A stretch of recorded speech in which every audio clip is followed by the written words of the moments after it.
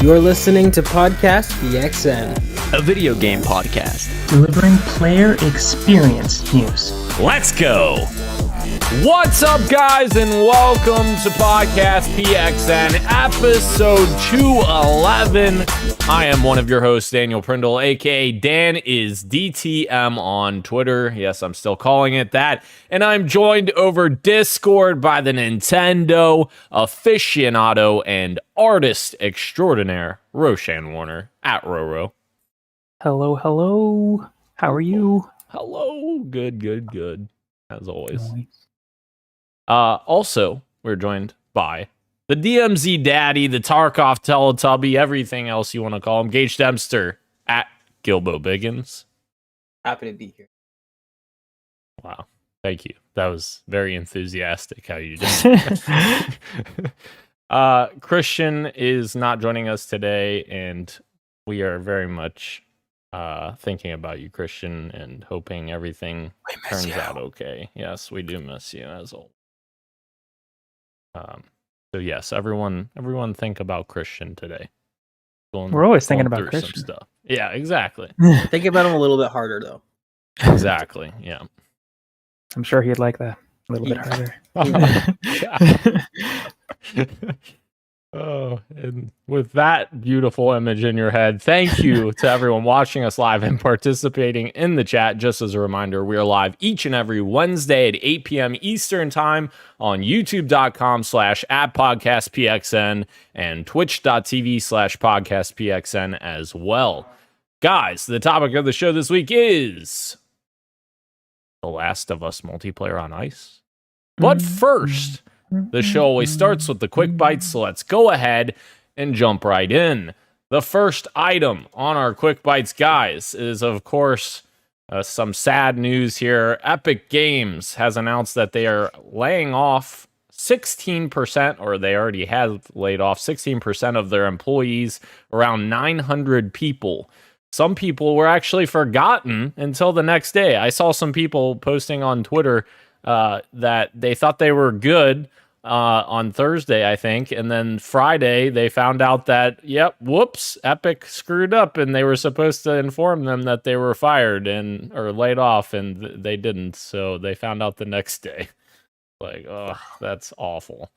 And associated with that, they also announced that they're increasing the price of their Fortnite V-Bucks, because those two things, I guess, had to happen. Awesome. Both concurrently.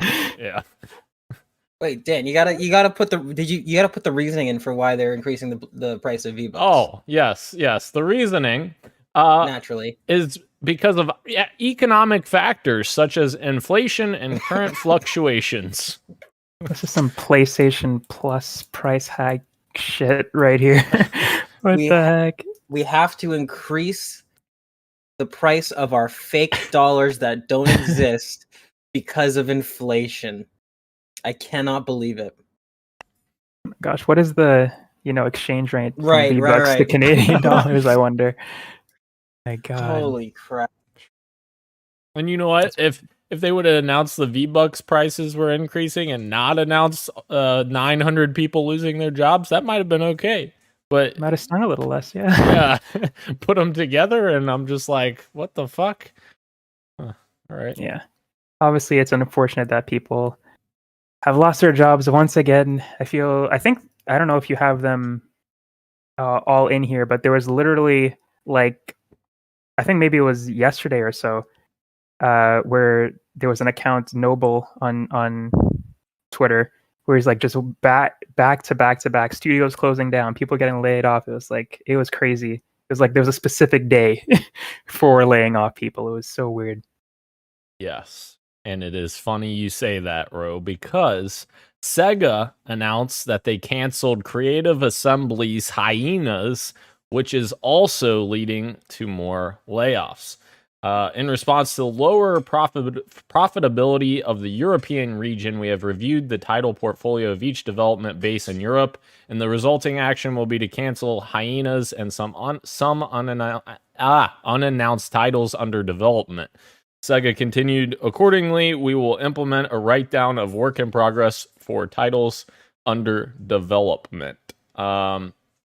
Also, there was a statement that said from Creative Assembly saying, we will implement a reduction of various fixed expenses at several group companies in relevant region centered on the Creative Assembly Ltd. So, of course, there's going to be layoffs involved, which is unfortunate because I think that they do a great job at that studio. And I posted on Twitter, fucking Phil, pick up the phone and fucking tell him to make Halo Wars 3 and fucking save these people's jobs and make another fucking Halo Wars game. How about that? Sure. But I think today they came out to say that this was one of Sega's most expensive projects. So the fact that it got canceled is not good for like money wise. Not that like it's another conversation that if they did put it out, would it have made profit anyway? Like it kind of just looked kind of similar to a lot of the games that we're getting right now anyway. So whether it would have been successful or not is up for debate, but we'll never know. But yeah, either way you look at it, it's not good. Which is totally fair. It does share a lot of similarities with some of the big players out there. But like, I wait. Well, see, are you mixing it up with something else? It looked cool. No, it looked cool. So right, yeah. So I feel like you know, I don't know. I'm a little. You have upset this tangible sense that there was something really special there. Yeah, exactly. In a way that you could almost feel it for real life. Right. Exactly. Right. Yeah. So yeah, I am a little disappointed that it was canceled, but in terms of that, but yeah, also layoffs. That sucks. I heard, like jokes aside, I did hear from a lot of people that it had something there, that it felt really good to play. And to Rose's point, it's like, sure, that might not have made profit, but like surely if it was this far along, releasing it and making something you think would be better than just gutting it lines from the finish, like yards from the finish line. We don't know when the release date was, but soon. From what I understand, it was somewhat it was playable in a mostly complete way, right? So very strange decision. Very, very strange decision. Indeed. Speaking of games that may or may not be canceled, PlayStation has hid the trailer for Star Wars Knights of the Old Republic remake and has deleted the announcement tweet, causing people to believe that the game could be canceled. Obviously, when this was announced, I think a lot of people had a bit of trepidation because of the developer Aspyr, I think is the name. Aspyr, yeah. Not having a great track record, and now not looking good. Not looking good. I think there was like a journalist, I don't know if it was Tom Warner or somebody, so I'm not even going to try to remember, but it was some gaming journalist on Twitter reached out to PlayStation to ask why this was happening. And apparently PlayStation responded that they didn't have the rights to one of the musics in the trailer. But then if this game is still coming, you shouldn't lose the rights because the game should be on its way. You shouldn't just lose that. Right. But apparently that was one of the reasons. But either way you look at it, it's weird that you're losing the rights for a game that you're creating. So you're probably not creating it anymore if you're losing the rights to something that's supposed to be in the game. It was weird, but apparently they had a reason for it, but it was still a weird reason. Yeah, because when you made that deal for the rights to that music, did you make it for like 12 months and that's it? Yeah. You did it a year ago and now it's like, why would you? Yeah, it doesn't make sense. Interesting. Well, we'll find out. Yeah. But hopefully we'll find out, just like Counter-Strike players were finding out that Counter-Strike 2 has replaced Counter-Strike Global Offensive on Steam, and some fans are a little upset. I know the gist of this story.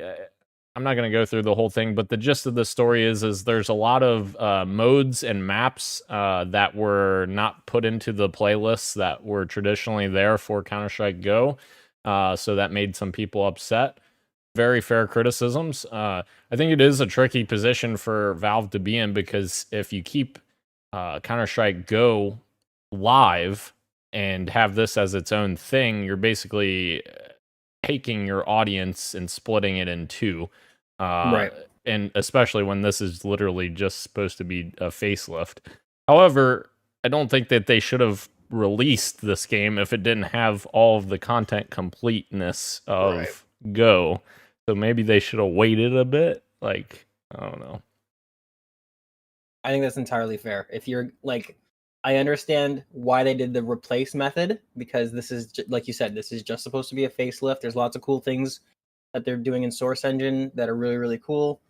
But separate from that, again, understand why you would do a replacement. I don't have an issue with that on its own. No big deal. But it was also a choice to make that switch happen whilst not having all the content done for that first game. So, like, yeah, I don't know. At first, I was kind of like more on Valve's side when I started seeing the hubbub about this kind of breakout, and I was like, I don't really think it's. But then when you think about it, it's like, yeah, well, it is your choice to do it this way, so you probably should have made sure that you had all the content. Now, this also, I am not a Counter-Strike player, even a little bit, and I'm probably never gonna touch that game. It's just not my cup of not my cup of tea at all. Search and Destroy is my least favorite game mode in Call of Duty, and that's pretty much all Counter-Strike is. So, I don't know. Are these maps that weren't played and they had data to suggest that, and that it's not worth bringing these? Like, this is the thing where it's like the intricacies of this controversy I don't know that well, because like nowadays I'm suspicious. I'm like, is this people just looking for an excuse to bitch about something? Are these maps that were like voted no every single time they came up? I don't know. But on Valve's end, yeah, you probably should have just made sure you had all the content ready to go to avoid this kind of thing. Yeah. And as a little precursor to games we're playing, I did see in the chats when I was playing, like some people were posting in the chats like, why is this not here? Like there was people like vocally saying that in game. So there are some, I would call that legitimate people criticizing. People online, obviously, you just never know what you're getting there. Yeah. All right, moving on. Ed Boon has teased all kinds of horror icons possibly coming for Mortal Kombat 1.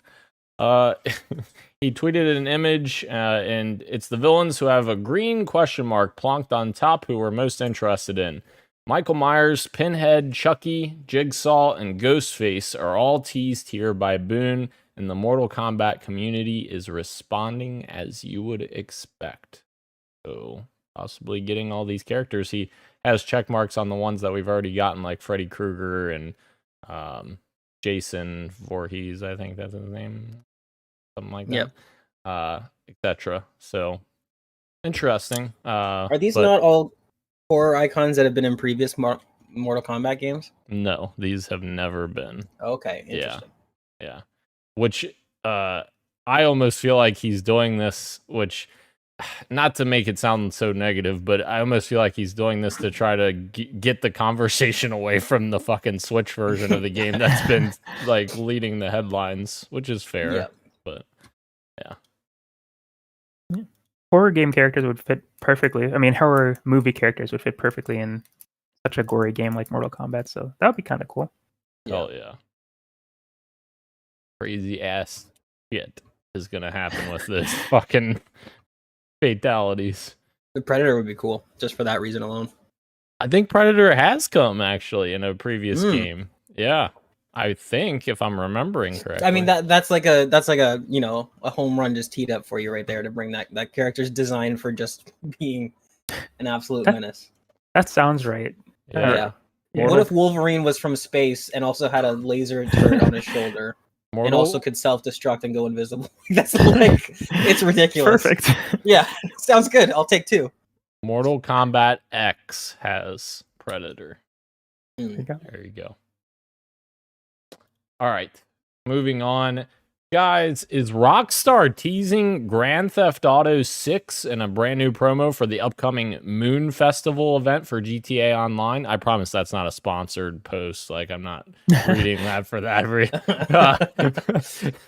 But apparently some fans are coming up with some fucking just whack job theories here, and they go deep into it here. Like, it gets fucking deep. So they posted an image of 2 GTA Online characters in front of the Hollywood sign, I believe, and they cut it to where it looks like you only see the VI, which is obviously Roman numeral for 6. But well, then, hold on. Sorry. Hold on. Yeah, to be fair, just for the context of the story, when you say they cut it, you're talking. It's the official. This wasn't recut by fans. This is right. How Rockstar put it out. Yes. Yeah. That part, I think it's part, cheeky. I think it's a little cheeky. Yeah. I agree with that. Yes. But this fucking fan theory really gets into the weeds here. So this dude says, "Hear me out. The moon in the VIT's tweet from Rockstar Games is a waning Gibo at tilde 85%. The moon enters that phase again on Monday, October 2nd, 2023, and then again on Wednesday, November 1st, 2023. Could this latest tweet not only tease 6, but point to the next big announcement?" Wow. Probably not. Probably not, but could you imagine if That'd it be was? insane.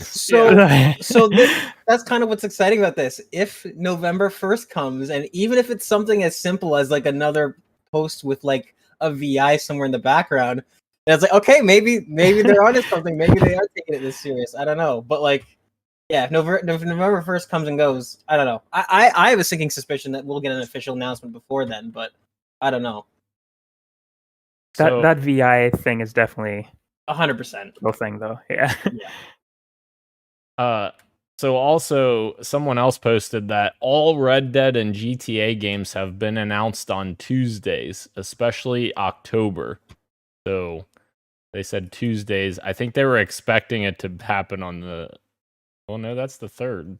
So it would be. Somebody said it was going to be revealed on the 3rd. Yeah, no, that didn't happen. Obviously, we're on the 4th, and it hasn't been announced. So, yeah, I don't know. Just some crazy theories, you know. I do think the VI was in tongue in cheek or whatever. I agree with you for sure. But even that, like, that could just be like the marketing person thinking that this would be fun, and they have no idea when 6 is being announced. You know what I mean? Like, that's not even a 1-to-1. But like that, absolutely, I just think it was fair to point out. Like, I feel like that was 100% done on purpose. Yeah. Now, whether or not that means anything is a whole other story. But yeah, absolutely. All right. Moving on, bro. I know you're gonna be fucking with me on this, but I'm sure Gage didn't watch it. Him and Christian, I'm sure, would be on the same page of not watching it. But there is a new CG trailer for Spiderman 2, and it is fucking fire. I can't remember what I was watching. I was watching a sports game when this trailer went live, and I was like, what the fuck did I just watch? Is that a fucking new trailer? Like, I was so fucking excited when that came on. It was awesome trailer, bro. It was really good. The transitions that they had throughout the whole thing with like the punching that Miles did, like he was sitting on his bed, then he charged up and it just goes straight back to the fight, and then the pulling on of the mask between Peter and Miles, like it was all really cool. And of course the ending where they both in unison say, "I am Spider-Man." Cheesy as hell, but it worked. It was awesome. And there's something about superheroes fighting in the daytime in a public setting that I just really love. Even with Batman, I know like people didn't like that with like Batman, the Bane one, where he's like out in the daytime and he looks kind of goofy. I love it. I just love it when a superhero is just out and about in the daytime for some reason, and them fighting Venom in the afternoon is just like so cool. So cool. You know what I think it is? I think it's like a subconscious trick that they play where it's like the stakes are higher because the superhero isn't trying to, you know, hide or do things without freaking out the public. Whenever, like, I'm the same way too. For some reason, I subconsciously think that the ante is up whenever they're fighting in public in broad daylight. No, that's totally a thing. It's totally complete. Like even in public at nighttime, doesn't hit as good as public in daytime for some reason. I don't know why. Yep. It's just weird. But yeah, I think your reasoning is exactly why. Yeah, it's a great trailer. I can't wait. So excited. Yes. I cannot wait to fucking be even further behind on backlog. Did you guys see the start screen that came out a couple weeks ago? That came out on. Yeah, it gave me vibes of Miles Morales, where when you press start, it goes like seamlessly into a cutscene. So I'm like thinking, oh, is that how we're starting the game? which is really Kinda cool. like God of War, right? Sony Studios seem to be. I was gonna say, Yeah. that seems to be the trend at Sony Studios, and it's nice, it's clean, it's fresh. I like it. Yep. I think Halo Infinite did that too, right? They were On the first startup, did it? It might have. I believe. Oh, it has No, it seamless didn't, 'cause it was transitions a- between cutscenes, not start Yeah, screen. Yeah. right. Okay. Moving on to something that isn't as bright. You know, like in the daylight. Oh. The Xbox Series S version of Alan Wake 2 has been announced to not have performance mode. So it seems as though this game might have already had permission from Xbox to pretty much not have parity with Series X, which is interesting that Baldur's Gate kind of had to go at the 11th hour to get that. But yeah, no performance mode for Series S owners for Alan Wake 2. Rip. All right. Moving to a brand new game called Hystera that was announced. It's a just announced free-to-play multiplayer FPS with a unique hook, a space-time anomaly, randomly transforming different sections of the map, and instantly making players constantly adapt to new map conditions on the fly. This sounds interesting. I watched the trailer and like the idea fascinates me. I like that kind of stuff. I think it'll be interesting to see how it works in practice, I guess, like with the map transforming around you and such. Because I think it presents challenges for a competitive game to make elements where it's changing the map, changes the flow, and changes what's going on in the map, like on a moment-to-moment basis. So I think it'll be interesting to see like how this game plays. But I don't know. Have to see, I guess. Yeah, I think the idea sounds pretty cool. Like having the map change, like you were saying, like the idea of cover basically just disappearing while you're hiding behind it, kind of sounds like it could be rage-inducing, but also challenging in a cool way. So yeah, hopefully it's a good concept in practice. I agree. Indeed. Gage, are you gonna transform And roll out? I And just roll. might. I just might. Bring us a Transformers game again. Fucking damn it, those games are good. From High Moon Studios. Way better than anyone thought those games were gonna be. Absolutely. All right, moving to our last quick bite. Modern Warfare 3 got its multiplayer reveal trailer, and it is showing off the 16 iconic maps modernized for fast-paced combat. And you can tune in to Call of Duty Next on October 5th, which is tomorrow, for the premiere of the live gameplay. This is, again, not a promotion. I'm just reading what they wrote here. Right. But it's no. crazy. Yeah. It's crazy how strong of a drug nostalgia can be, because I was like, all right, let's watch this stupid trailer, and then as soon as Eminem hits, I was like, all right, this kind of slaps. This is kind of going hard a little bit. Well, now wait, which one was better, Eminem's iteration of the trailer or my iteration of Eminem? 100% Eminem's trailer. I would like to never hear your iteration again. That was almost against terms of service. How bad that was. Damn. Although I would like to say, it seems like we are finally at that era where we're gonna have to pour one out for people like me who love our milsim launch period that we usually get with Call of Duty games. It seems to be not the case, because this trailer, they're showing all kinds of wacky skins and all that stuff right in the launch trailer. Usually when Call of Duty launches, it's right around season 2, so like 3 months in, they start adding all the Nicki Minaj's and all the crazy nonsense. Usually you get a nice good buffer at launch of like, oh cool, it's just operators from the campaign, it's just realistic looking things. And so for all my fellow milsim enjoyers, it's gonna be a rough one this year. Which You're I guess gonna get shiny, golden, diamond plated characters from the get-go. Which I guess for good and bad, those characters are imported from MW2 into 3, so that. And I'm hoping that's the reason why, with this weird sort of like continuation thing that they're doing. Maybe that's the case, because like if if the next Call of Duty game is really going to be the Gulf War, I would imagine that they're probably going to have that buffer period again. It's going to be weird to have a conflict that's so soon in modern history, and you're just seeing like ASAP Rocky run around in the middle of Fallujah, and while there's war crimes going. I don't know. Totally normal. I don't know. Now, guys, don't forget that, Jim Ryan was testifying that, fucking hate fucking all these exclusives that, Xbox is going to make Activision games exclusive. Wait a minute, Jim. What are we doing over here? Because we got a fucking exclusive. Unlock your first look at our PlayStation exclusive MW3 operator. We got an exclusive operator. Oh, by the way, also make sure you play the exclusive beta that's happening this weekend only on PlayStation. Forget about that one, Jim. Yeah, Jim. Retire already, Jim. Yeah, Jim. Anywho. I thought that would be funnier, but it wasn't very funny. I'll work on it. You know what's funny? You know what is funny though, Dan? What? I found this out recently. I'm guessing it'll work the same in Modern Warfare 3, but in Modern Warfare 2, PlayStation also has this exclusive console operator. He's kind of sick. He's like a samurai like outfit kind of on, but it's mixed with like modern gear. To everyone else who's not on PlayStation, you are just rocking the default skin, like as if you haven't selected any skin ever. I think that's hilarious. I think that's absolutely hilarious that all the people that are like, cool, I got my PlayStation exclusive skin. Well, everybody else, you just look like somebody rocking the default skin. So I think that's I like that. You got to pay more money to get that cooler skin, Sure. $1 million. All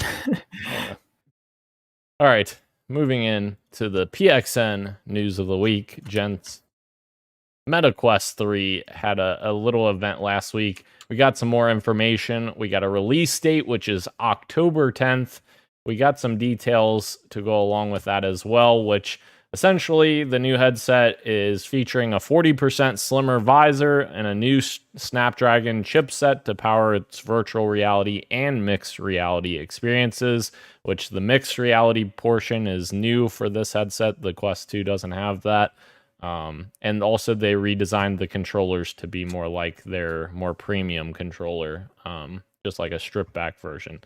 So pre-order your MetaQuest 3 if you want it. I guess it comes out next week.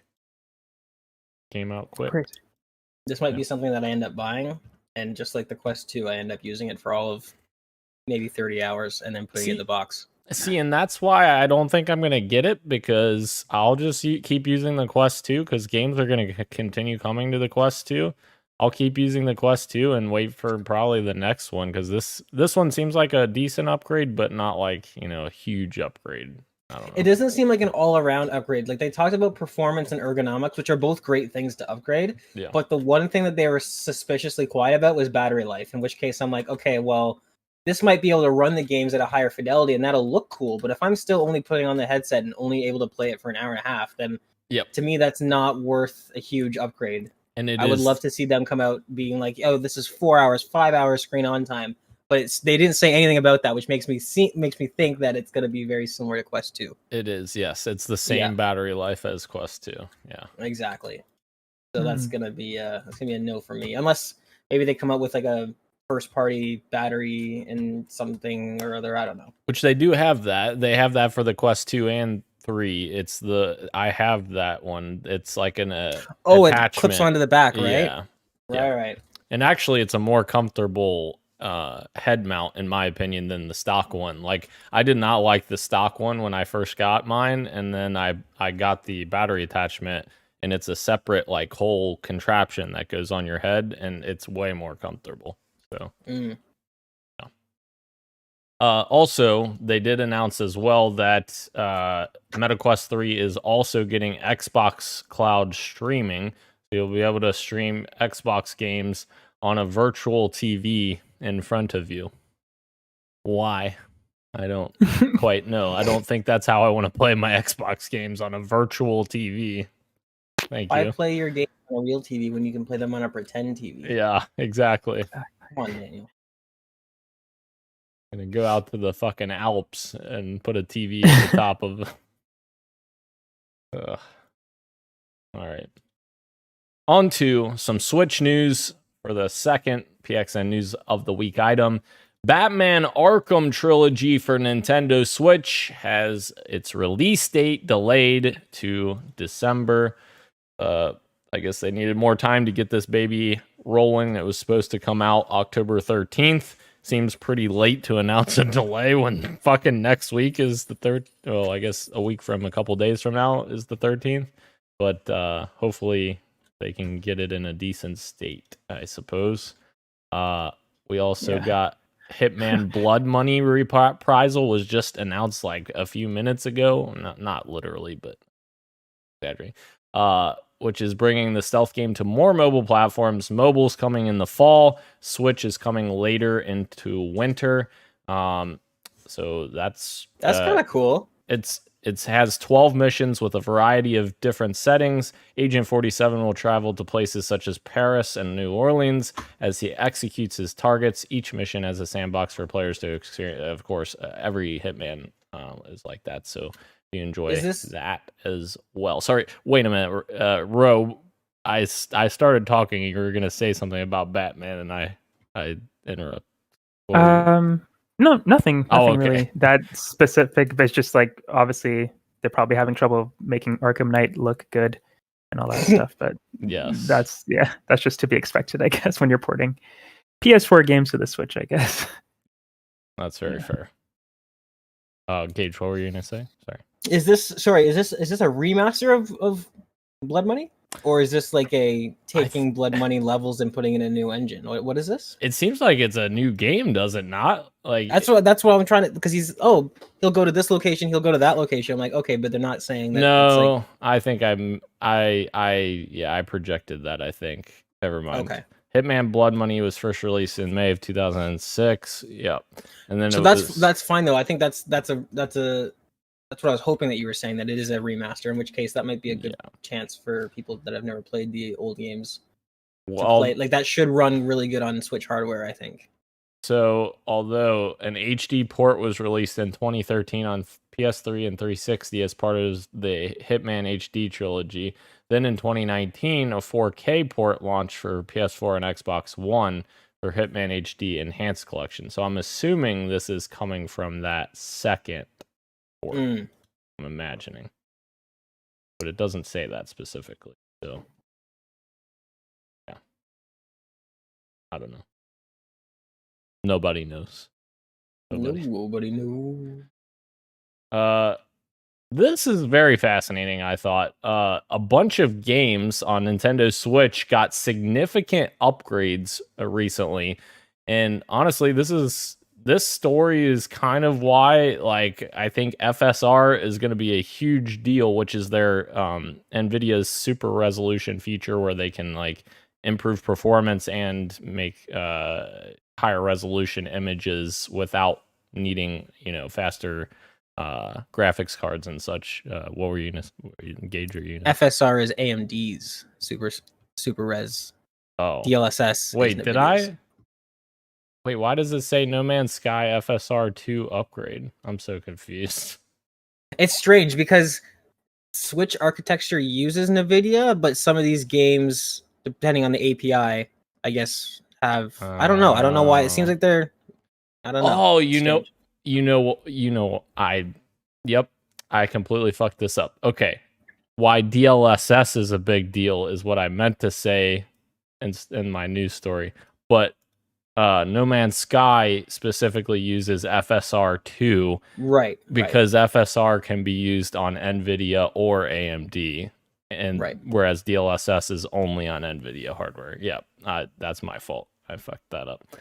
But anywho, there were a bunch of upgrades that Digital Foundry went back and looked at some games that had a bunch of issues at launch on Switch, and very positive results that they came back with. Like No Man's Sky looks and performs significantly better than the launch version. They have a video that kind of details that as well. Outer Worlds is another one that literally one frame of the Outer Worlds is a sign that is supposed to have like text on it, and it's just like a fucking muddy, blurry disaster.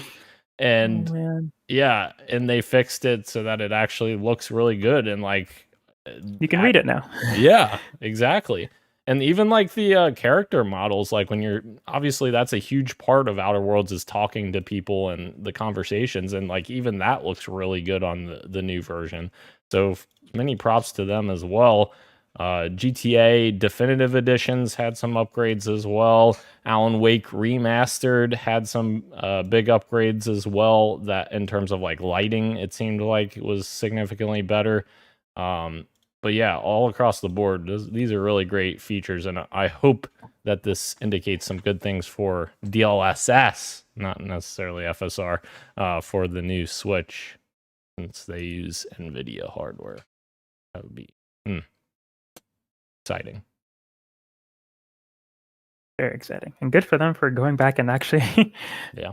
updating these things. I don't know. Some like No Man's Sky I think is really impressive that they made it look better like that. Outer Worlds still doesn't look super great to me, but it's definitely an improvement to what it was before, no question. So I'm glad that they did do that for the people that are might be playing it.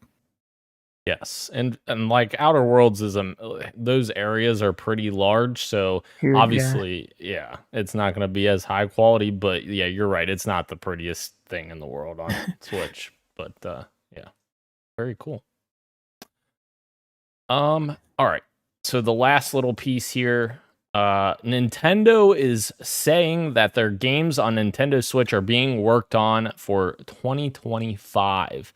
Nintendo is expected to launch its next generation console possibly next year, but that doesn't mean they're going to stop making games. Well, I mean, no shit. Like, of course they're going to keep making Switch games for 2025. We're fucking in the year 2023, and we're still getting Xbox One and PS4 games. So, yeah, I don't think any console in the history of ever has immediately stopped upon the launch of a new hardware. I don't think that's ever been a thing. Yeah. I heard a Wii U game came out a couple of days ago. Not a very popular one, obviously, but some random downloadable thing. Yeah, wow. just in time too, because apparently those stores are going to be going down soon if they haven't already. That's insane. Like, what goes into that decision to let's release on the least popular fucking platform to ever release? Like, what? See if I could find it. That's probably won't be able to. That's so wild to me. That makes no sense. Like, and the other thing is the Switch, obviously, like we're saying, is going to stick around for a long time because it's literally one of the most popular consoles of all time. Like, why would you walk away? Yeah, why would you walk away from game sales that you could have a shitload of game sales by continuing to release on that platform? Yeah, definitely ain't going away anytime soon. I can't find the game, but the Wii U and 3DS shops are supposed to be closing next April 2024, which I think they talked about today. Wow. But yeah. Are we thinking that 2024 sounds like a good year for Switch 2? Yes. What are we thinking? Yeah. I think so. For release as well, or just an release announcement? as well. Release as well. I think so. I think so too. I don't know. Yeah, I mean, I'm trying to remember how they did the Switch 1 release. Reveal? Are you thinking reveal in 2024, release in like March of 2025 type thing? I think they reveal it early in 2017 and then it came out in like spring. Is that right?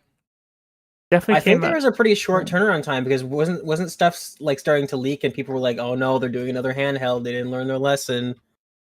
I could have sworn that the reveal and the release were pretty close together.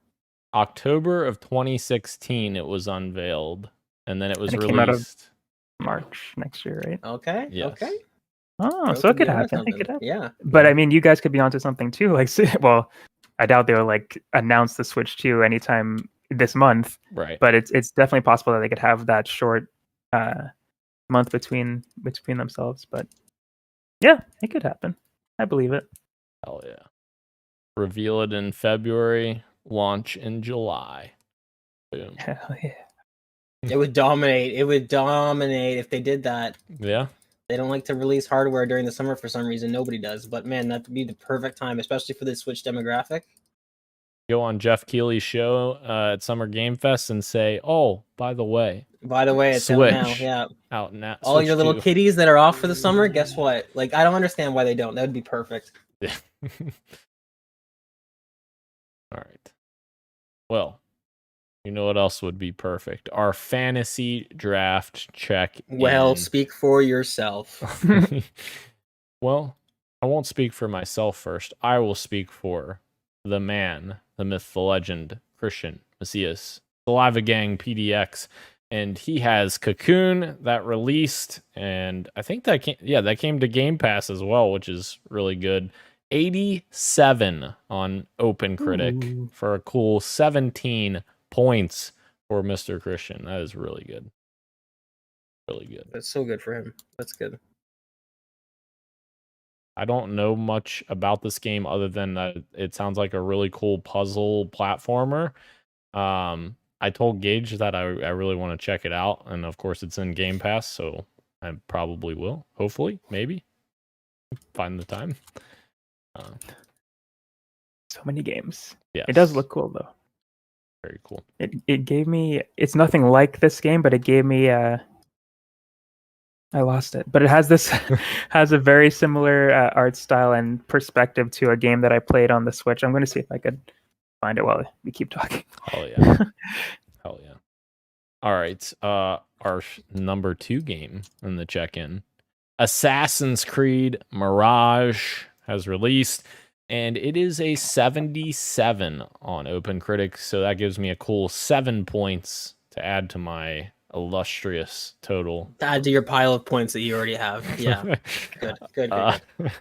Yes. That gives me -7 if it stays at that, because I counterpicked it. Honestly, that's not terrible though. That's not terrible. I actually don't blame that. I think that's a good counterpick point, because that could have gone either way. And it seems like it was, based on reviews, it was pretty close, teetering the line. And your options are kind of limited at this point, because if I picked anything else, I would have lost more points. Exactly. So definitely trying to just hope that it did okay or bad. Yeah. I think that's a good call, Ro. And Christian is screwed. So you can see he has one more counter pick and he hasn't picked it yet, and I don't know what he's gonna pick. Maybe something will get delayed, or yeah, that's true. And the game that I was thinking about was Creature in the Well, by the way.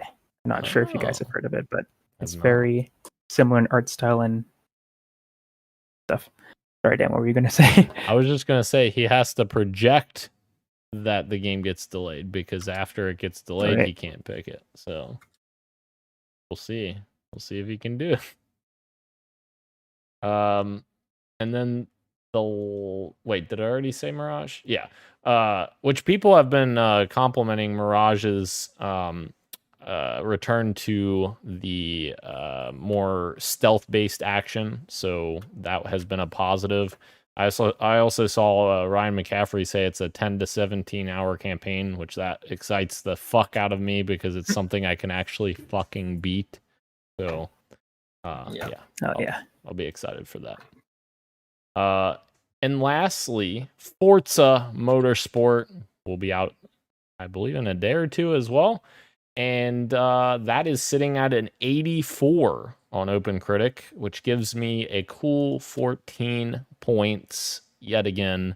It is lower than I thought it would be. I think a lot of people were criticizing the RPG-ish elements that they've added. There was somebody online that said that I just needed to change my tire, and they made me fucking race like another race just to change my tire or something like that. And I'm like, oh, that doesn't sound fun. But in terms of the gameplay and the moment to moment stuff, it sounds like this is the best of the series, the best that the series has had. So at least that sounds like very promising. Of course, I'm on Gage's team when it comes to, I'm more leaning towards the arcadey style game, so I like Forza Horizon more than Motorsport, but I'll still check it out. It's in Game Pass, and I'm sure it'll be beautiful, of course. So got that going for us. I don't know. So that's where we're at with Fantasy Critic. Gage is sitting with 45 points in dead last. Good. Ro's taking up third place with 89 points, but he's still got games. Still got games to come. The big Spider-Man 2 out very soon. Yes. Don't feel me now, Peter. We've got Christian in second place right now with 130 points, but he's still got a lot of games to go as well. And I am currently in first place with 132, so I'm only 2 points ahead of Christian. But that does not include the points for Forza Motorsport or Assassin's Creed Mirage. Those haven't been added yet because they're not final. So we'll see what happens there. We'll see what happens. All right.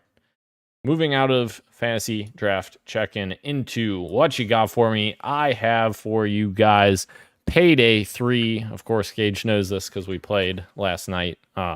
Payday 3, having a lot of fun with this game. A lot more fun with it than I had with Payday 2. That is for sure.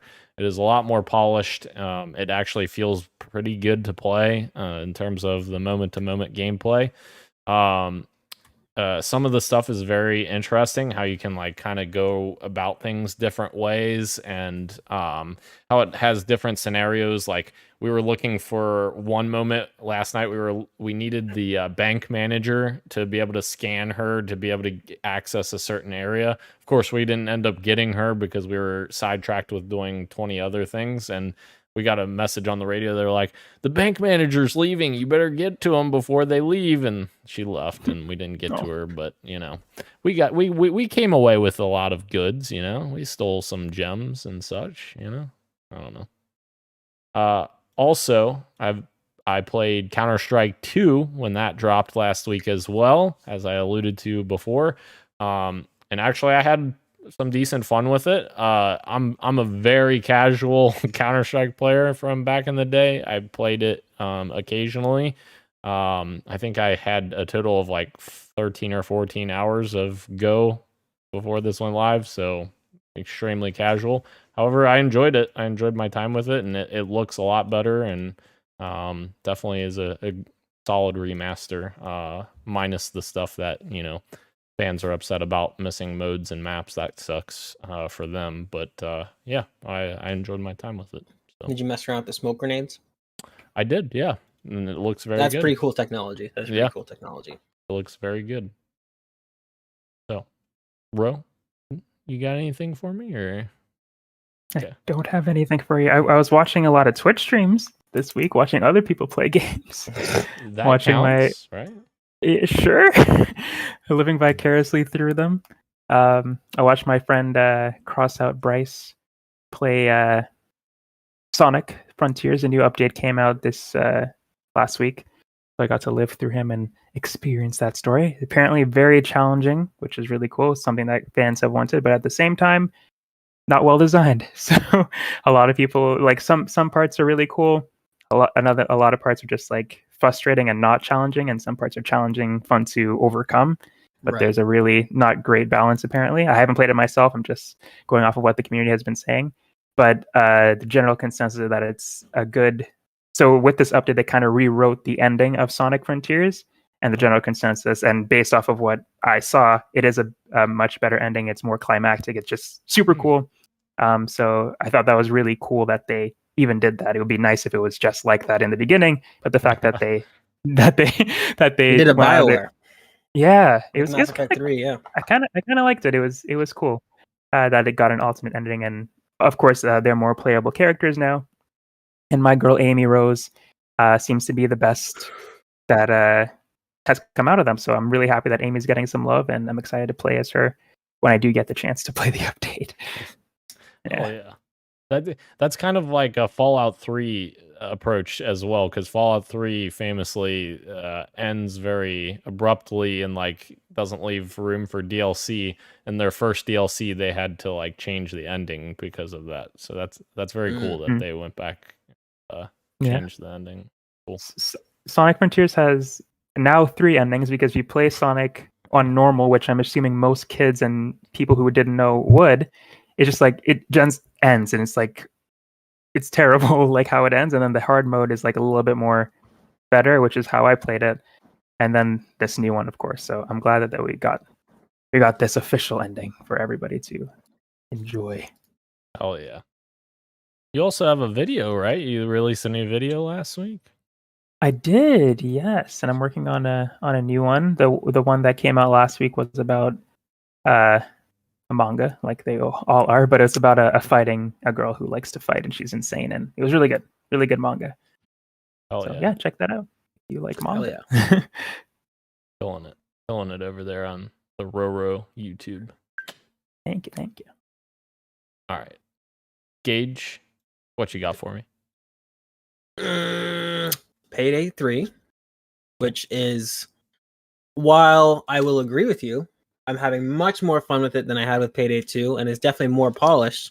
It is still not a polished experience. That game, you forgot to mention all of the crazy jank. Yes. I was letting you to handle that. Right. Okay. So like it's you know what's funny though? It's that it's almost like one of these. Dude, we were laughing so much at some that's of this. exactly it.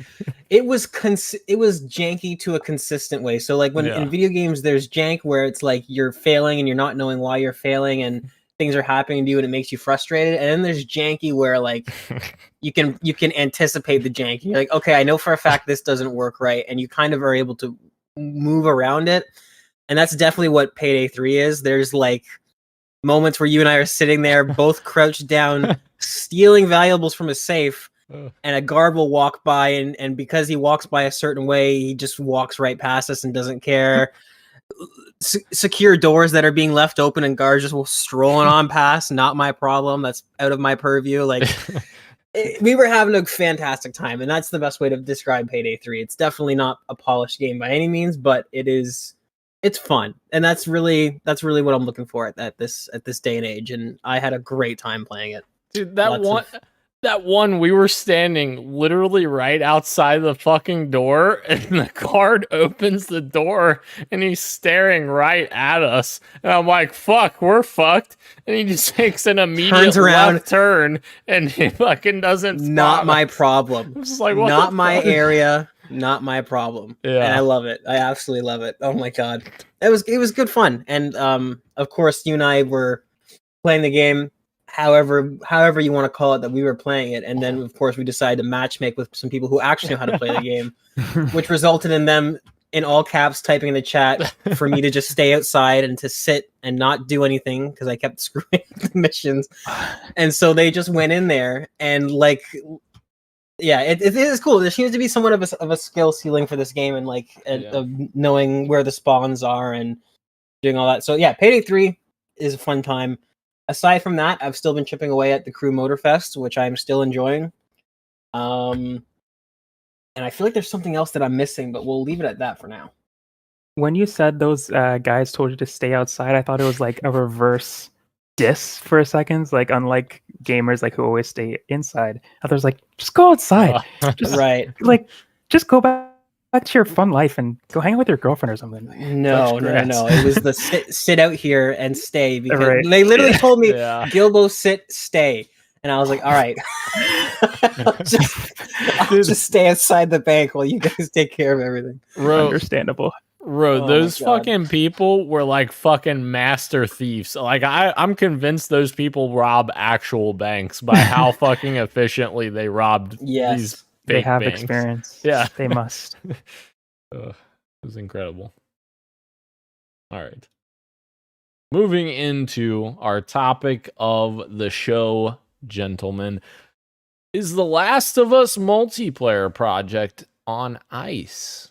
So Naughty Dog's troubled The Last of Us multiplayer spinoff is reportedly on ice amid some layoffs. The Sony-owned studio, which is home to some 400 staff, is laying off at least 25 developers. Most of the people affected are quality assurance contractors who are seeing their contracts cut short. According to Kotaku, full-time staff are not affected, so there is a bright spot. Naughty Dog will reportedly not offer severance to laid-off staff, who Kotaku said are expected to work until the end of October. Wow, imagine that. Being told that you're being laid off not getting severance and being told to work until the end of October. That's interesting. According to the site, Naughty Dog staff are being pressured to keep the news quiet. The Last of Us multiplayer spinoff is, according to Kotaku, basically on ice, although it is not completely canceled. This tallies with a May report from Bloomberg, which said the quality and long-term viability of the much-anticipated multiplayer game had come into question, and as a result, a small group remains on the project while the company reevaluates the direction. We know many of you have been looking forward to hearing more about our Last of Us game, Naughty Dog said, whenever that report came out earlier this year, and said, we're incredibly proud of the job our studio has done thus far, but as development has continued, we've realized what is best for the game is to give it more time. Sounds like, from my perspective, it seems like this game is basically just being rebooted, and they're laying off all these people in order to prepare for downsizing, to make a small team yet again to basically rebuild this game, I guess. I don't know. Just gonna put it out there.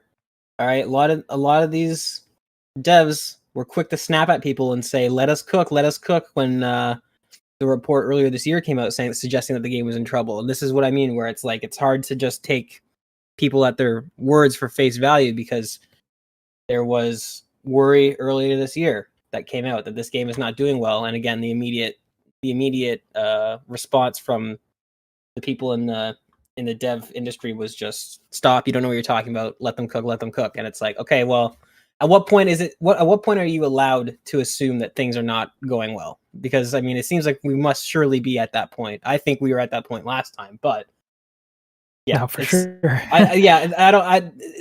Don't worry, it's on ice. It's not canceled. This is not exactly confidence instilling verbiage, right, in my point of view. I agree. It's super sad because both I think all of us are really looking forward to this because we loved Factions so much, and the fact that Naughty Dog is trying to make a standalone version of that, whatever that looks like, is super exciting.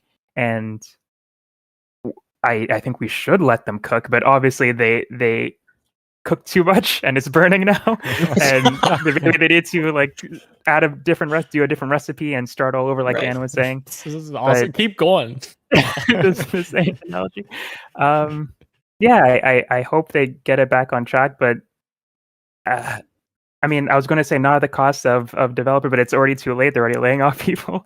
So I don't know. I hope it comes out. I hope we do get to play it someday, but it's a shame that it's potentially on ice and maybe never will see the light of day.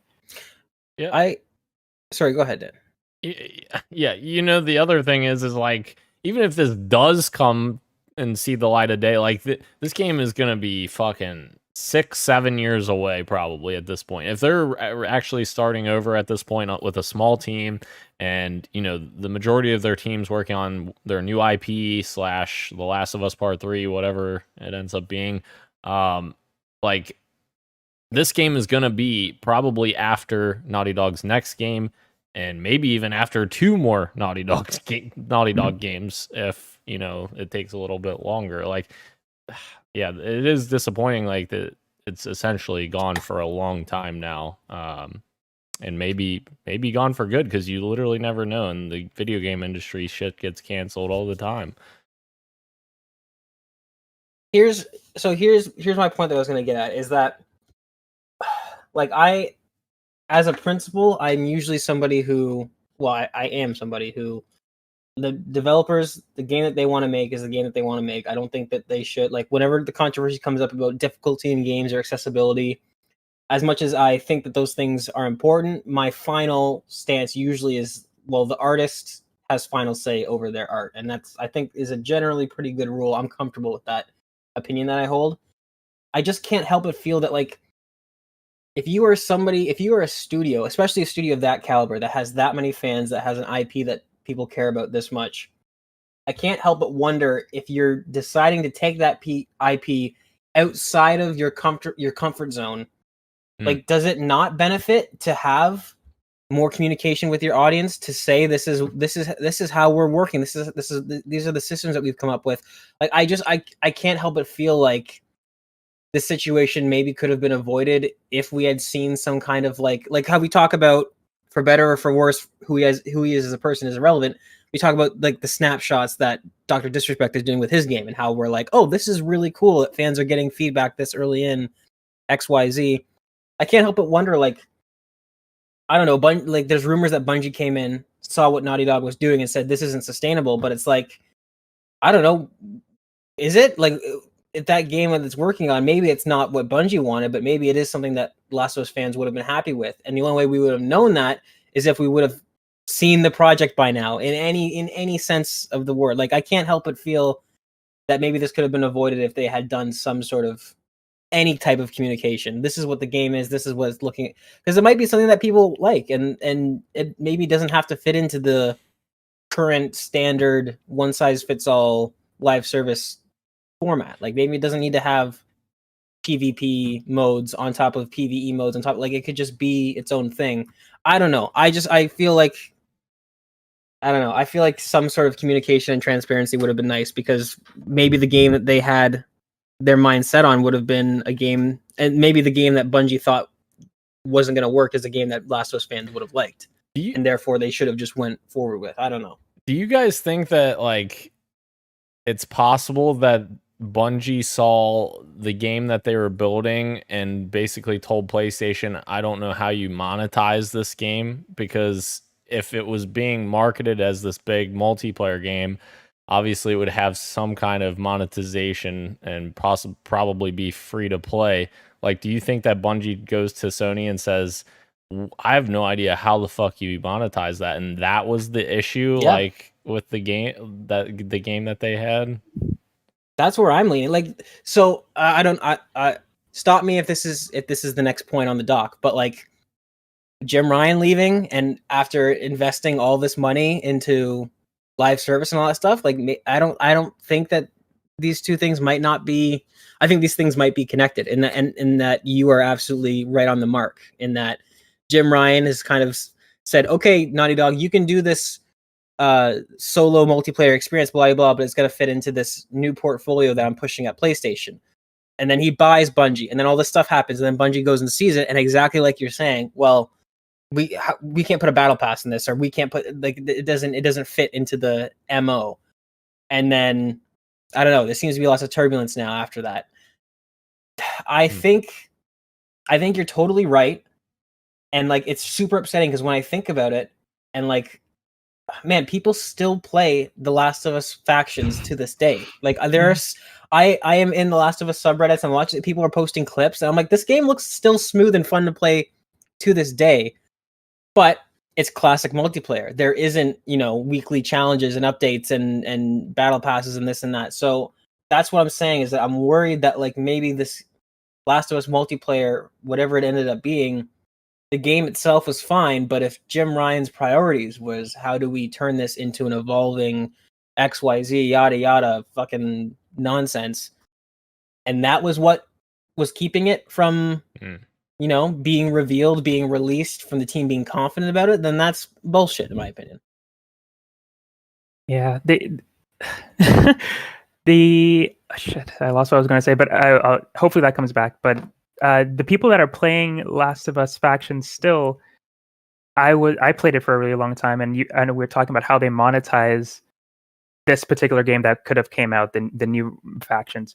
If they, like, I bought skins for that game all the time because I loved playing that game. I loved seeing my character wear, like, the big hunter's hat or whatever else I could buy from the shop. Like, simple stuff like that, or I guess it doesn't make as much money as Destiny's item shop or Fortnite's shop and stuff like that. But there are other ways to monetize it that that you don't have to follow these trends that are not working. All these companies are closing their studios, and their games are shutting down before they even come out. We just talked about Hyenas today.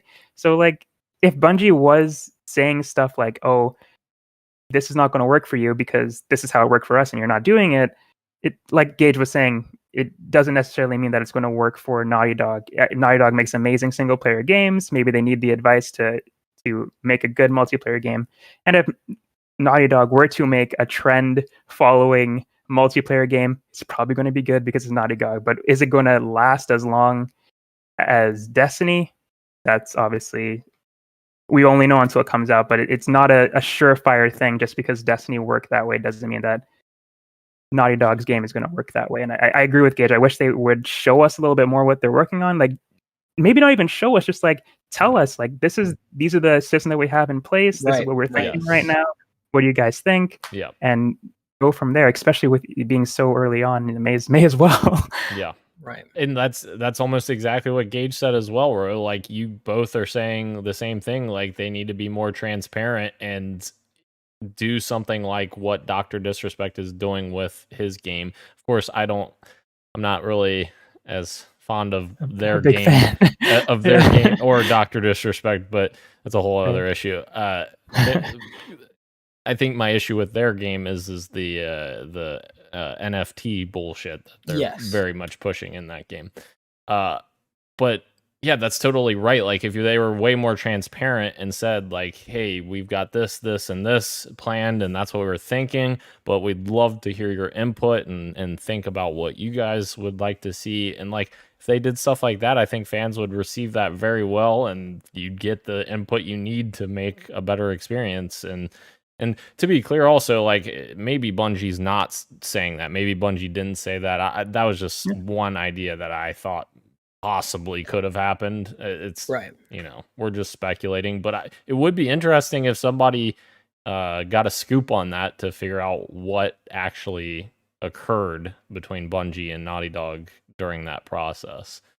But I think I did remember seeing a headline. Like, I don't know if it was just a rumor or something like that, but I think that was something that was put forward by some article, is that the Bungie was concerned about the monetization and or not specifically monetization, but the live service elements of it, which I mean, the big part of live service is monetization. So I think people have just kind of drawn that comparison. I don't know if that's actually true. Right. And I would just like to point out too that like saying it can sound selfish, like that it's all about us as the consumer when we say there should be transparency, there should be more communication. But I really think in a situation like this, it could have also just helped them save the game, right? Yeah. If they had brought forward these ideas, let's say for example, the ideas that Bungie were against, if they like Rose saying, not even showing a gameplay, not even a vertical slice, but just like a Q&A, devlog, whatever, talk about it. And if the community overwhelmingly responded positively to that, that could have given them leverage to push back and be like, listen, we'll take some consideration from what you guys are saying.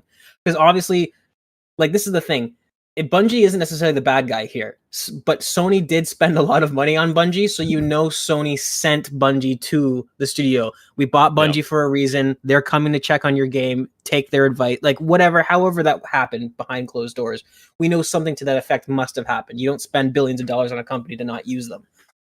But if they had done some sort of devlog and show and explain to people what the game was, and people responded positively to that, that could have given them like the support and the leverage they needed to say like, listen, all right, we'll take some of what you're saying under consideration, but just so you know, our core fan base, the people that we're making this game for, they really like what we're making. And I feel like in certain situations, like communication and transparency is a win-win. It's not just about me, Gage, wanting to know what you're making for my own person. Like I feel like it could have helped them push back against Bungie if that is the situation that happened behind closed doors. And I mean, like, I went deep into this rabbit hole trying to find out as much information about this game as I could. There's obviously not a lot out there. A lot of the rumors within the community was that it was going to be a really small scale extraction shooter, which is maybe what Bungie was not confident in. Like so the biggest piece of evidence for that was like looking at all the concept art they did. It was always survivors in pairs. So the theory amongst fans was that it was going to be like, imagine you're loading into a DMZ match, but like max squad size is only 2. And maybe because of the fidelity they're trying to hit, there's only 8 players total in them. Like that was kind of the working theory amongst fans as to what this game was going to be. And maybe that has something to do with like longevity. Like, hey, if there's not that many players in a match, people aren't going to be as jealous about new skins because XYZ, and like you're not going to have a lobby full of people to look at all these things to buy. Like, So you can kind of draw a through line there and kind of come up with your own speculation as to what was going on. But again, all of this could have been the waters could have been very demuddied if they had just come out and said like, "Hey, this is what we're working on. This is what our idea is." To your point as well, like it could have also meant that the game's not as accessible, so you're not putting it out to that broader audience. Right. So they could have looked at that and said, "Man, you're not going to get a big audience from this. This is going to be a very niche audience that you're hitting," which is very much the same as what the factions mode was. Yeah. So like, I think people may have been, if that is the case, people that loved factions may have loved this because it's exactly like what they wanted to go for with factions as well. And like, yeah, that's the question of like profitability versus like creativity. And it's like, exactly right. Business getting in the way of art is what we talk about all the time on this show. And so I can't help but feel I've got this sinking suspicion in my gut that is the problem behind the scenes. This game looks great, sure, but how much money is it going to make and how XYZ? And it's like, well, does that really matter at the end of the day? Like, I mean, Last of Us Part 2, Last of Us Part 1, these are single player games with finite amount of experience in them, and yet they're still world renowned. And like we said, Last of Us Faction is sure it's not topping Twitch charts or anything like that, but it's still played to this day. Yeah. So like obviously they did something right, and so that's why I can't help but feel like maybe Jim Ryan's big push for this is causing a lot of strife behind the scenes, where Naughty Dog is maybe they are cooking up something great, but you know the head chef keeps walking in and saying, "No, change this, change that. This isn't going to work." And now Ro's right. Now there's smoke bellowing out of the kitchen. We don't know what the fuck's going on. People are screaming. It's all burnt. Right.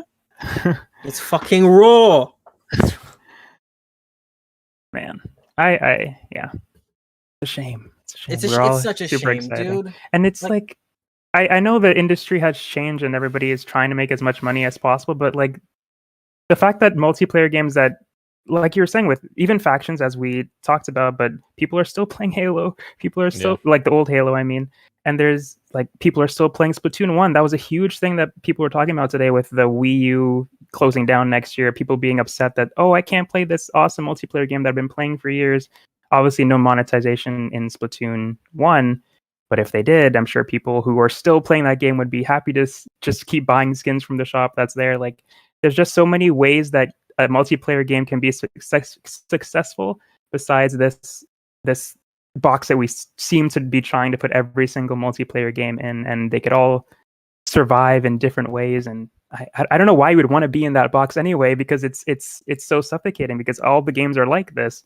So it's weird that you're striving for that, because so many other games are failing when you could just be unique and do something that you're good at doing, or do something different. It's weird. It's weird. Right. But I get it. I know why, because the people who are making it are making the decisions. It's the people who want to make the money that are. Right. And just to point out, every game that we've listed as an example, Fortnite, Destiny, Halo, and like we haven't mentioned this yet, but Call of Duty, there is currently really only one live service model. All those games use the exact same live service model, right? You've got your rotating store, you've got your battle pass, and then you've got your events that pop up that are limited time. Like, there really truly is one style of live service that really is kind of like, you said it perfectly, but getting put in a box. And I can totally see Bungie approaching Naughty Dog and saying, listen, this weird small scale, really sort of like immersive experience you're going for doesn't fit into the scale. And it's like, well, then why? Like, okay, so then maybe that's not the right box to put this in then, right? Like, that would be the logical conclusion. But if you're somebody like Jim Ryan, who doesn't give a shit about video games, and you just spent a bunch of money that you want to make that money back, then you're probably thinking to yourself, well, I don't care, make it fit in the box. And then we lead to situations like this. Yeah. Ro, I was going to respond to what you said as well. You made great points about, the monetization stuff and how it's all integrated and tied together and everything. And like the Master Chief Collection is a great example. I know I always go back to Halo, but the Master Chief Collection is a great example of this, because 343 had talked about like a year ago maybe adding an option to pay for the little coins that you get for leveling up in the Master Chief Collection in order to purchase the rewards that they added. So there's like 10 pages of rewards or something like that, and you could they were talking about adding purchasing for that to be able to continue to support the Master Chief Collection further than their plans had already accommodated for. Well, the fans reacted negatively to that because they said, no, we want it to continue to be a progression system that people unlock it as they progress, and it kind of shows like that you're dedicated to playing the game instead of dedicated to putting dollars in the basket, which is a fair point. I can see in that particular instance, I could see both sides because, I would have loved to seen. And obviously, they're still updating Master Chief Collection, but it takes a lot longer now. Anyways, that's a whole other thing.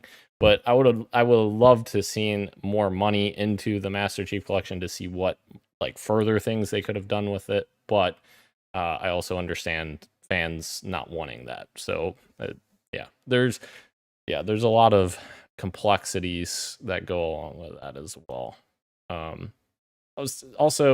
I just want to circle back to one thing you said a long time ago now, Gage, at the start of this conversation, that you made about working outside of your comfort zone. And I think that was a great lead in to this other point that I put in here, which Ryan McCaffrey actually posted about, and said, yes, Naughty Dog is a top 5 developer in the world, but the history of big devs who try to pivot to multiplayer only has some major cautionary tales. Lionhead tried to make a 4v1 game in Fable Legends, and it sunk the studio. Arcane Austin tried to make a 4-player co-op, and it flopped. You also have Suicide Squad from Rocksteady, which we know how that story continues to unfold, and doesn't really look optimistic for that game. We saw what BioWare did with Anthem after they made historically fantastic single-player games. Now, do I think that necessarily will translate to Naughty Dog?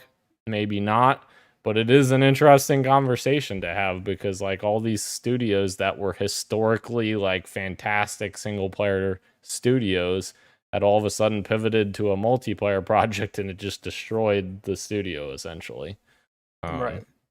So I thought that was kind of an interesting point, like in terms of the studio's culture and like what they actually are at that heart. And if Naughty Dog is not doing what they wanted originally and are, taking this input from Bungie to make it into something that Bungie would do, I don't necessarily know that that's keeping the heart of Naughty Dog in this game. And I don't know. And well, that's a great point to bring up because you got to before all of this Bungie, you got to think like, and that's part of the reason why I've been criticizing the lack of communication or anything is it's just how long this project has been in development. Because you got to remember, long before the idea of Bungie being bought by PlayStation was a thought in anyone's head, which by the way went right up until it was announced because nobody saw that coming. Yeah. It was Naughty Dog themselves that decided this game needs to be more than just a mode. It needs to be its own experience. And like, it seemed like they had a lot of steam and a lot of passion for what this was. And again, you could argue that the lack of communication from the get-go maybe was either suspicious or XYZ, but like, it seems like as soon as Bungie got involved, like that's when things started going downhill. And again, I don't think it's people at Bungie wanting to come over and shit on somebody else's project. I really don't think that creatives kind of work that way at all. I think it's more so that it's Jim Ryan thinking, okay, I've spent all this money on this one company that excels at this one specific style of live service and multiplayer, and I need them to go over to this team that's working on one of the biggest IPs that we own, making it into a multiplayer live service game, and give them pointers or help, and then we end up in the situation where we are now. So yeah, it's super unfortunate, and it seems like Naughty Dog did at one point have the passion and the steam for this project. And to me, if I were a betting man, I would say that it's outside influence within Sony that is kind of causing this game strife. And like we said before, like if they were left alone to their own devices, would this be another Fortnite? Probably not. But would it be a game that stands the test of time, that has its niche following and does what it does extremely well? I mean, that's what Naughty Dog does with all of its other games. Like, Uncharted is not a GTA clone. You can't do whatever you want in those games. Those are very linear games, but they do what they do extremely well, which is storytelling, its scale, its vistas, its environment. Same with The Last of Us. The Last of Us does all of its core gameplay elements really well, and it does nothing else. So did they have a similar idea for this multiplayer game? And then suddenly now you have, well, what about this audience? What about this demographic? What about this? What about that? I don't know.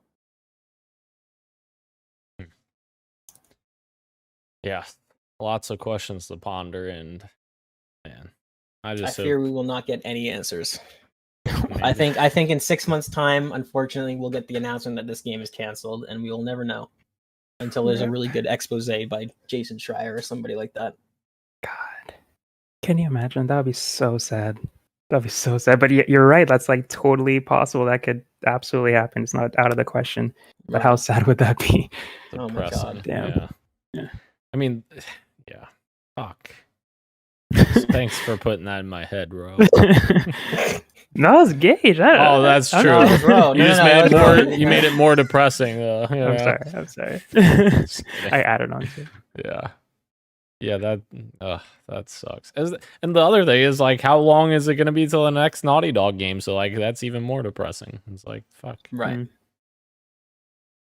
Man. Especially if it's Last of Us Part 3 when I boot it up and I'm looking for a specific character that I want to be in there. Last of Us 2 was just a dream, Dan. Was it? That's fucking... Let's go. Let's go. And Part 3, Ellie wakes up at 13 again and she's like, huh. Hell yes. I would be down for that. A camping simulator. It's just Joel and Ellie camping simulator. Dude, I would be fucking down if that was a whole dream. Last of Us Part... Like, speaking of comfort zones that I would never like to leave. I would be praising Neil and saying, fuck yes, Neil. I love it. You fucking... Brave. Amazing choice. It would change my mind completely on The Last of Us Part 2. I would say it's the best game I've ever played. Because it's not, because I know it's not real. Yeah. It's not canon. Yeah. Incredible. All right. Anything else you guys want to talk about before we close out the show here? I want to throw a wild curveball. Oh, here we go. Only because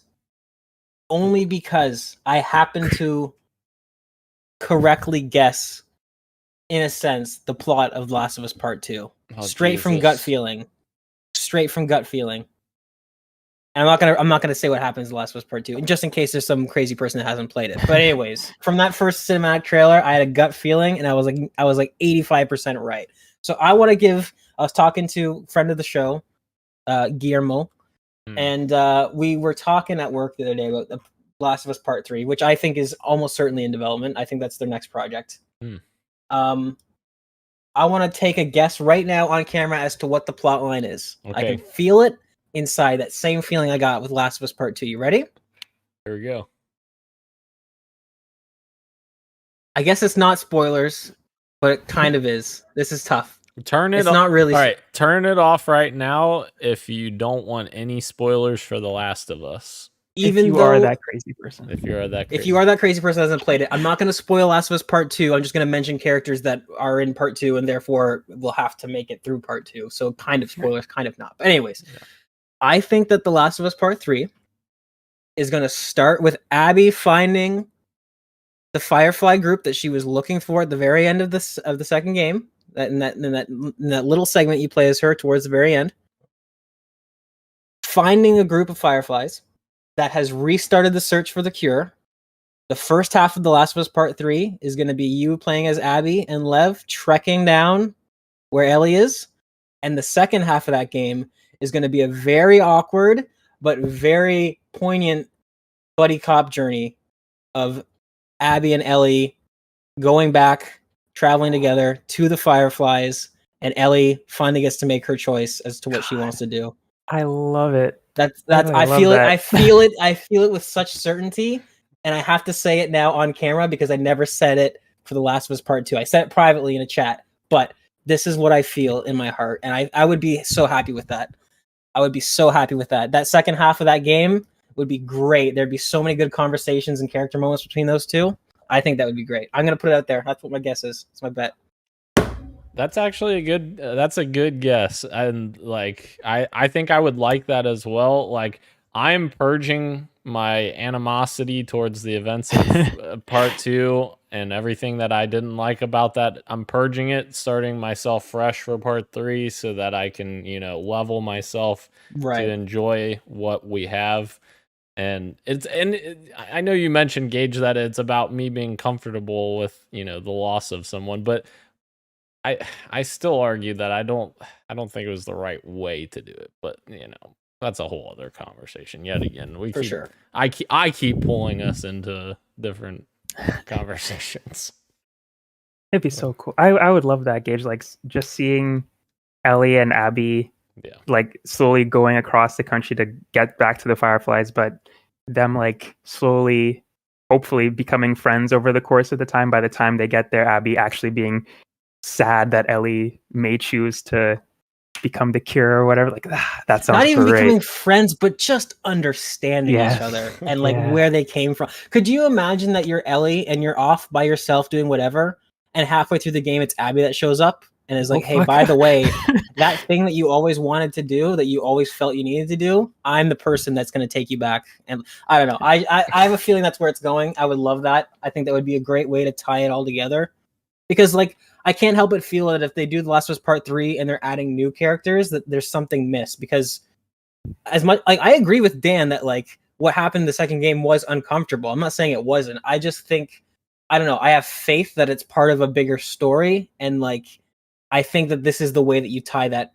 This is the way that you tie that ribbon to make everything count, to make everything matter, and to have these characters actually understand and go through something. Because if the third game you just play as Ellie and you meet new people and then you just do the same thing over again, then what? Like I don't know. I hope that they've got something bigger than that cooking. Very interesting. Amen. Could happen. Stay tuned to find out if Gage's prediction is right. We'll never remember. Stay tuned. You'll come check in on episode 448 to see if. God, I'll honestly be mad if it isn't that. Yeah. Right? It's true. Somebody check into episode 211 when Last of Us Part 3 comes out. All right, guys. Let us close out the show.